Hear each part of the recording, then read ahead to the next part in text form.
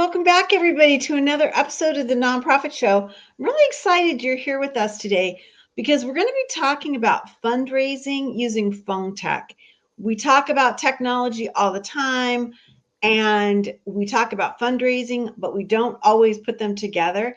And so we have Matthew Burnell here, founder and the whiz about all things phone and tech of ClickBid. Hey, we're really excited, Matthew, you're here today. Yeah, thanks for having me. It's going to be a lot of questions that we have for you. And, one of the things that we never have questions about are our presenting sponsors. They include Bloomerang, American Nonprofit Academy, Staffing Boutique, Nonprofit Thought Leader, Fundraisers Friday, Your Part-Time Controller, Third Sector Company, and Clear Impact. These folks join us day in and day out so we can have these amazing conversations that we have. Miko, we've done more than 1,200 episodes, my friend. Yeah, that's a lot of juicy stuff that we've been sharing with the nonprofit community. It's crazy, isn't it? And I have to say, every day it's something new and different, which is even more fun. Again, Miko Marquette Whitlock, the Mindful Techie, joining me today as one of our intrepid co-hosts. I'm Julia Patrick, CEO of the American Nonprofit Academy. Okay, Matthew Burnell, we were talking with you in the green room. We were chatting about how we love your headshot because it's an illustration, and we haven't really seen that very often. And so that starts off great because that's different. And I think it's probably reflective of how different ClickBid is, right? So talk to us, Matthew, about what ClickBid is first before we start peppering you with even more questions. Sure. Yeah. So ClickBid is a mobile bidding platform that started back in 2003. Like a lot of nonprofit tech, we saw a need, filled a need, and it kind of blossomed, from there. It started out as a freelance project. And so what we found was that using technology was a really great way to increase the engagement for donors at an auction. Very, very simple, very focused, kind of a niche thing where people would be able to engage, learn more about the organization, the auction items, read up on descriptions. And eventually, of course, it feels like Apple was really on our side. In 2008, they came out with the iPod Touch and then the iPhone and smartphones. It really feels like we rode the wave at the right time. And we were able to take advantage of that technology to the point where now we can do an event in room, at 30,000 feet, at anywhere that you can get Wi-Fi, you can participate in a silent auction for a nonprofit, which is great because nonprofits their constituency is spread across the globe most of the time. Wow, I love this, and I'm thinking back to when I first went to an event that they had navigated towards this type of technology, and it was a drama. I'm just going to call it out. People were like, what, and it was such a new and different thing that it kind of became the topic of conversation.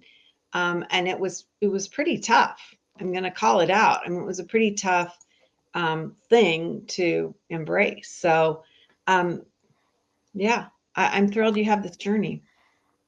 Yeah, at every step of the way, we've been at this for 23 years. And so we've seen and heard about every argument imaginable when it comes to technology. I think, I get to use, my math skills, which is not fast, but, in a paper auction, in a traditional auction, you would have maybe $10,000, $20,000 worth of merchandise that you were able to secure from your community. And you would have it on display and there would be pieces of paper.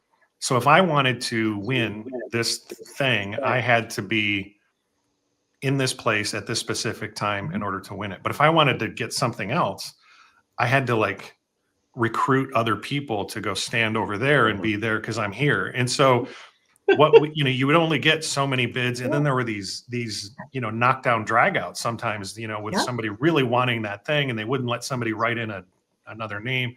Mm-hmm. And so what ClickBid did, what mobile bidding did, was it allows a person to bid from anywhere in the world on a specific item without having to be in a single specific place.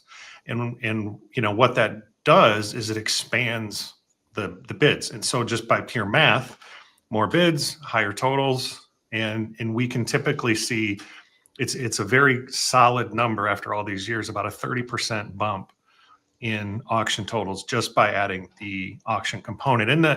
And certainly new technology will always bring out that anxiety. What you're changing something, changes the fear of loss. What are you taking away from me? Why can't we go back to the old way? We heard that all the time, but what ends up happening is as the technology becomes more commonplace, we don't hear that complaint anymore. That's a history lesson more than anything. Yeah.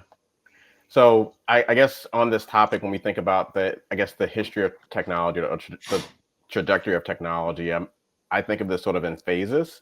And I wonder, as you think about where we are now with the tech and just using ClickBid as an example, are there, thinking back, are there aspects of sort of older technology or older ways that maybe are still relevant or effective that you could share with us? Yeah, there is. So, I'll always say my background. I mean, I raised as a nerd in college, and following college technology has been my friend forever. And but what makes a mobile bidding company and what makes an auction successful is their ability to manage the people at the event. So when people walk into the event, all 800 of them, what does that experience look like? Are they standing in line? I mean, we know that when there's an open bar, there is definitely a line. And I don't know if ClickBid will ever be able to do anything about that. But if I had to stand in line to get in another line, then it's a really bad night. So what we need to do is as an organization, when we provide our service, is give the organization the ability to manage the people that are coming into the event. How can we get them through the check-in and registration process quickly?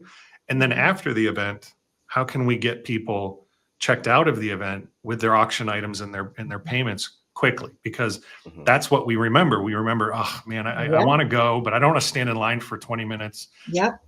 And I don't buy that, because at least we don't have to stand in line to go get it, because it was a chaos last time. So, really those aren't technical things. That's people management, volunteer management. And that's something we've really worked hard.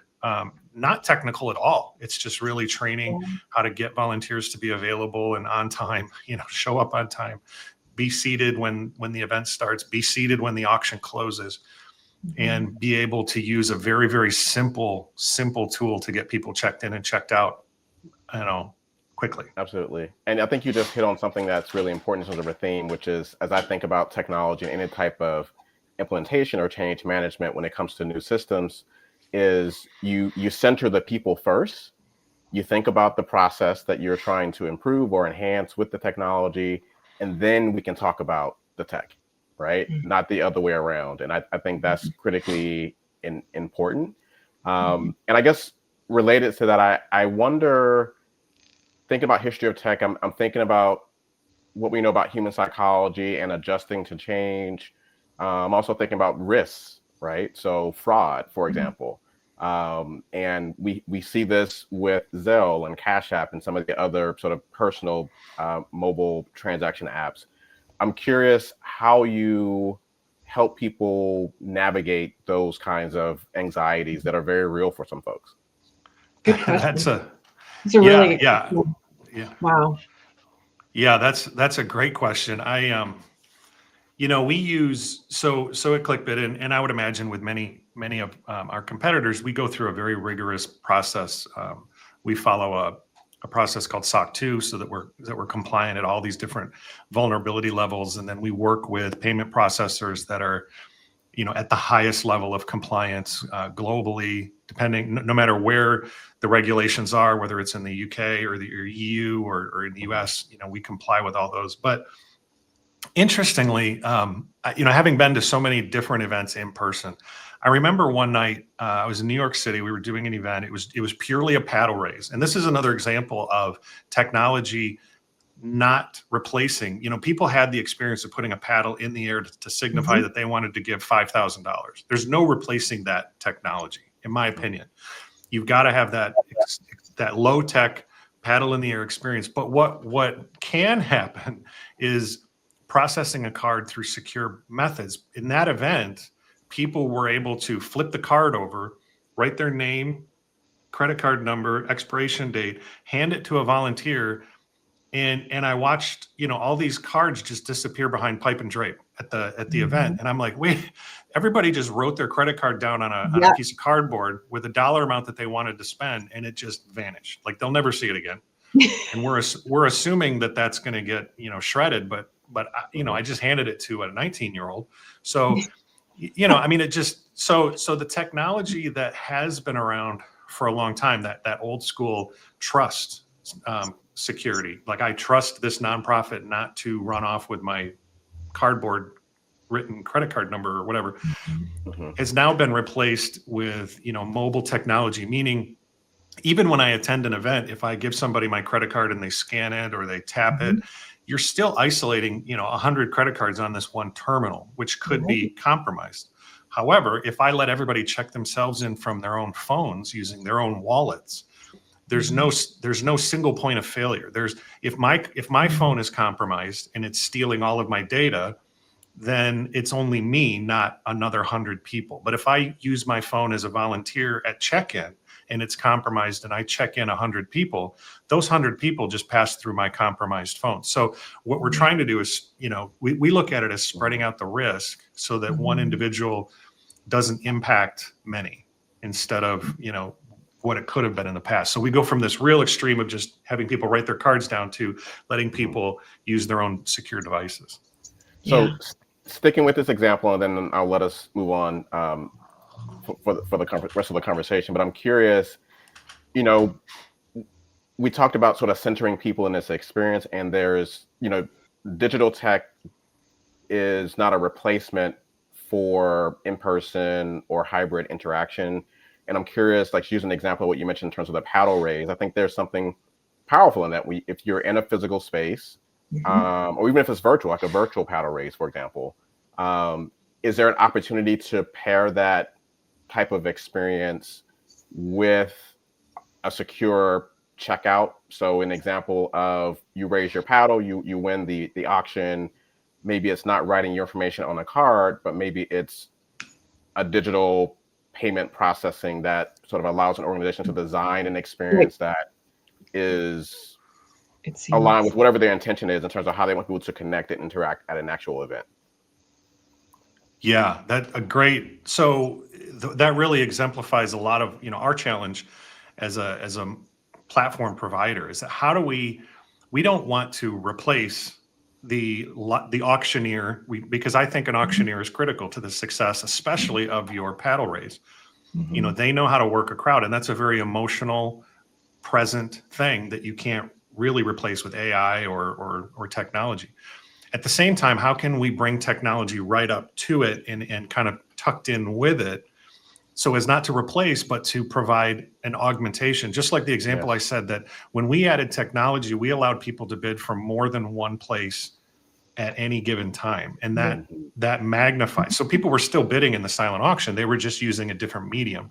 So when they're using a mobile phone, when we do a paddle raise, one of the things that we created was the ability to put those donations in real time. So you'd have a big screen with a total and people's names. As the auctioneer calls out a paddle number, I can key that in as fast as I can write it. That shows the person's name if they want, and it puts the total up there on the screen. We hit our goal in real time. But in the background, what happens is that we now can send a mass text message to immediately, literally seconds after the appeal is done, we can say, Matthew, thank you for your generous donation. Tap this link to pay. And now it becomes a secure payment that if I just gave $500, I'm still in the giving mood. And I'm like, man, that was awesome. Cool. I'm going to process that right now.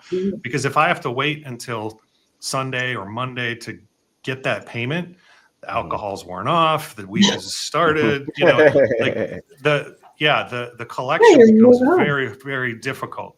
Now, we didn't have to capture a credit card at check-in. We just needed to capture a cell phone so that we could communicate with them that they are, thanking them for their donation. So we're bringing technology to bring the payment to the guest faster, but we're not replacing the ability to raise a paddle and be recognized in the room. Absolutely. And one of the things that this calls forth for me is that this requires an organization to have a strategy. It's not just about, okay, we're going to subscribe and sign up for ClickBid.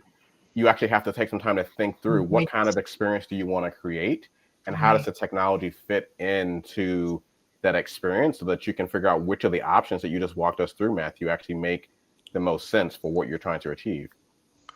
One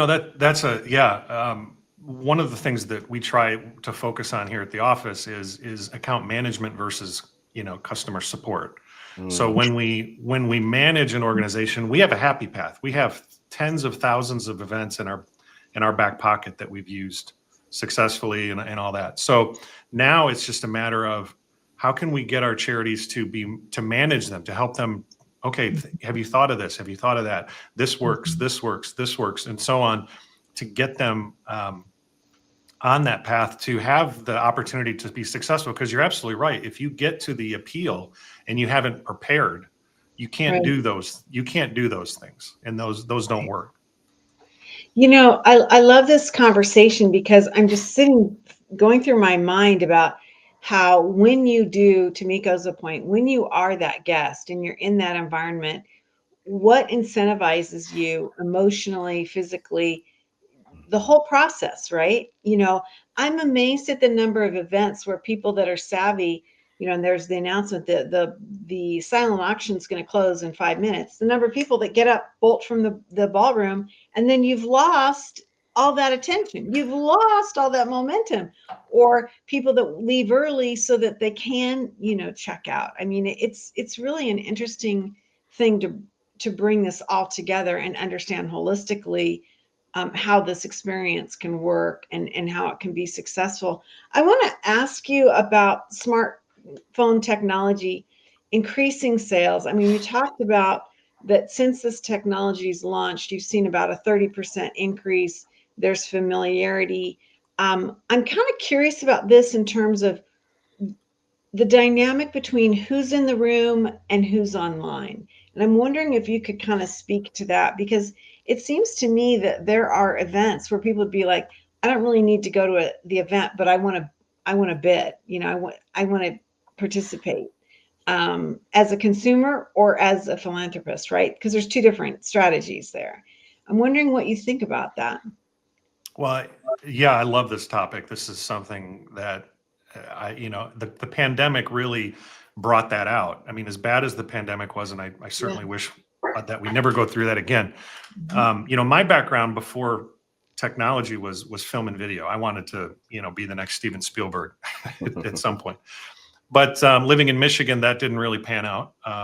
So I had to adapt, and I got into technology. But when the pandemic hit, so we work in a live environment. Everything happens right now. It's 7. The doors open at 6 p.m. and the doors close at 11:30 p.m. So if you don't raise your money in that window of time, you don't raise your money. And so when we moved online because of the pandemic, we really felt like we needed to keep that standard that you're going to run an event. It's going to be virtual, and it's going to happen from 6 p.m. to maybe 7 or 7:30 p.m. on a Saturday night, but it's going to be live because we want people to have that, opportunity to log in and participate, just like this podcast. If we want you to see it when it happens, so don't miss out. But what we had to do was we couldn't rely on technologies like YouTube, Facebook, LinkedIn, Vimeo. They were too slow. Even if they were 5 seconds behind, it was too slow. We had to have something that was like razor sharp, razor fast, faster or as fast as a Zoom call or Teams meeting. And so we partnered with a company that was eventually acquired by Dolby to provide real-time broadcasting to people who couldn't be in the rooms. And we created some technology and some software around it that lets me from Michigan bid on an auction item that's happening right now in Texas without any delay, so that as I press a blue button that says bid, $3,000 on this live item, somebody in the room in Texas is putting their hand in the air to simulate that I just did that. And so now the auctioneer can say, oh, we've got a bid from somebody online for $3,000. Yeah. And so we know at ClickBid, we know that about the average donation in our system is about $500. And so if I do that same technology, not just in the live auction, and we have examples where we've sold 2 of the same item and one of them went to somebody online for $10,000, $11,000.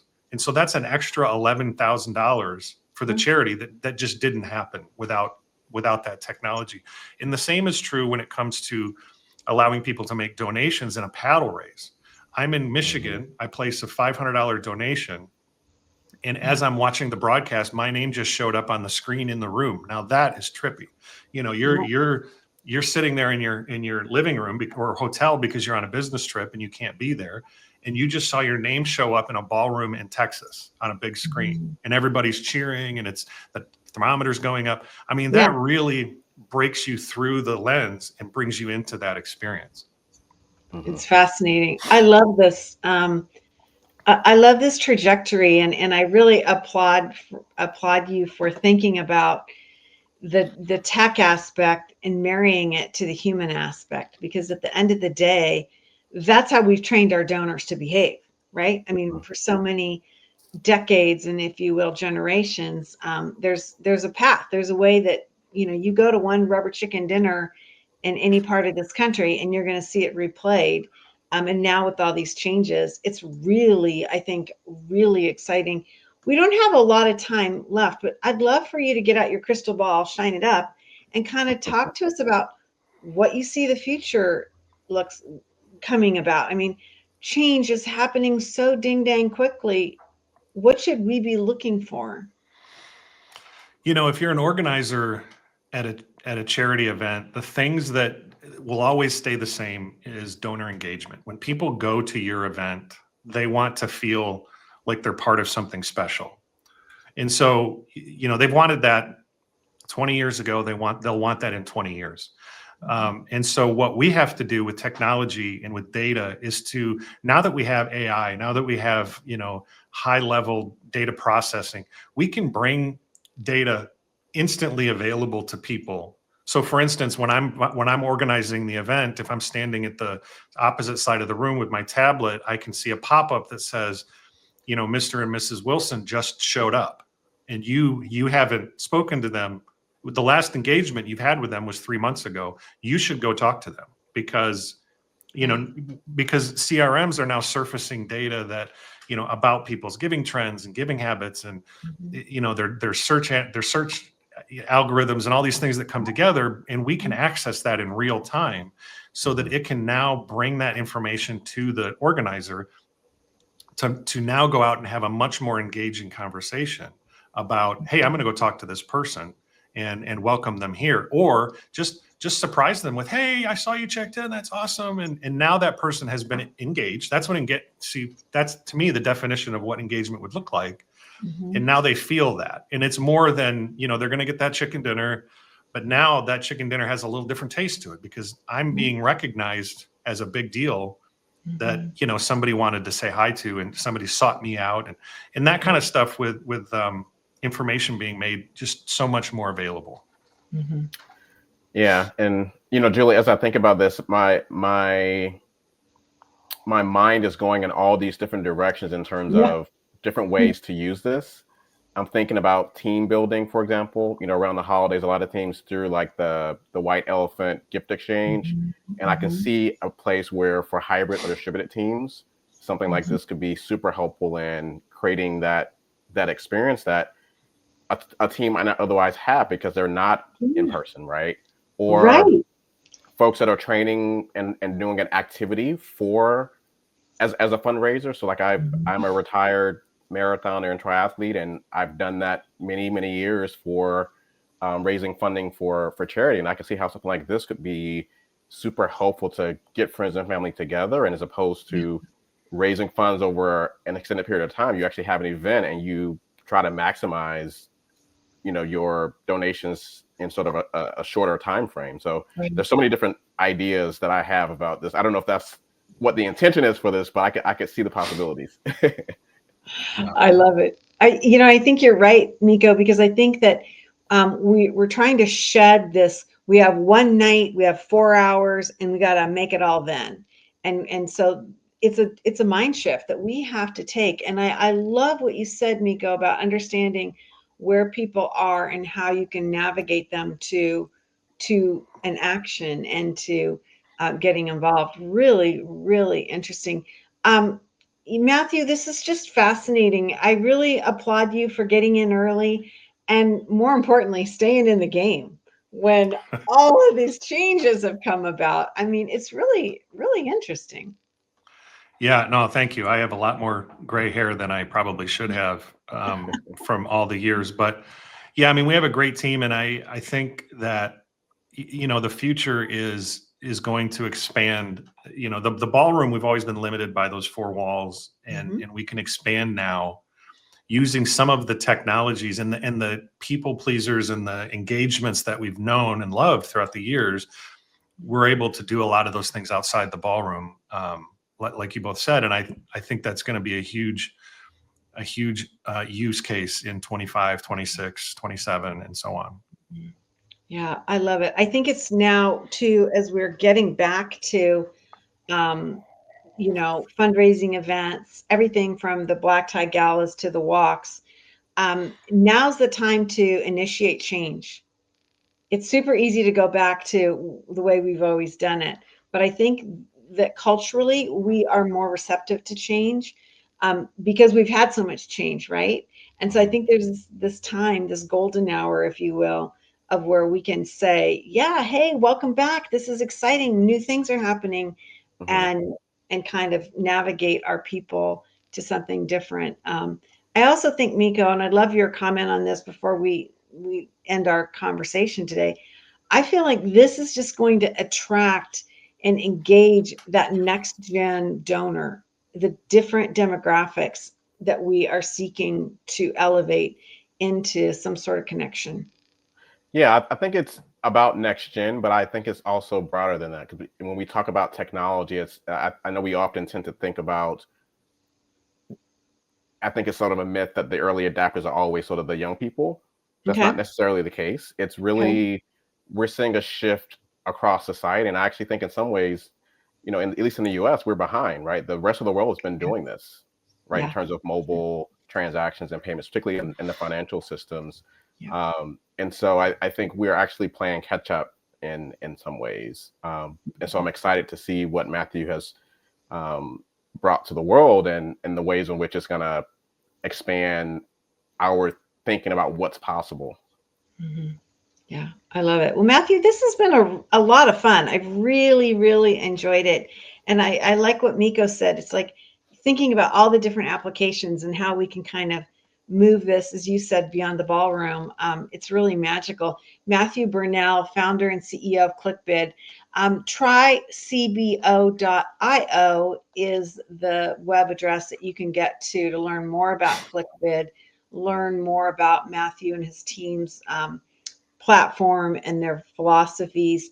They've seen an awful lot of events and worked with a lot of organizations. And so you can go directly to them and get the inside track and probably save yourself a lot of angst and time because they bring to the table so many different people. Matthew, this has been a lot of fun. Thank you.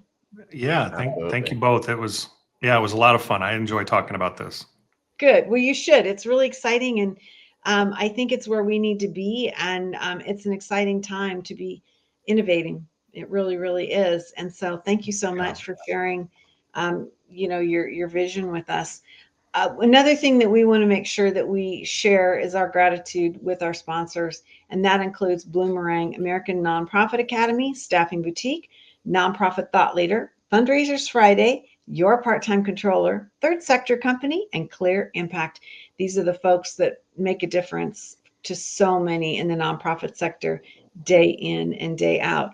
Well, gentlemen, we have this sign off that we use each and every episode, and it's simple, but it's complicated. And it goes like this: to stay well so you can do well. Thanks so much.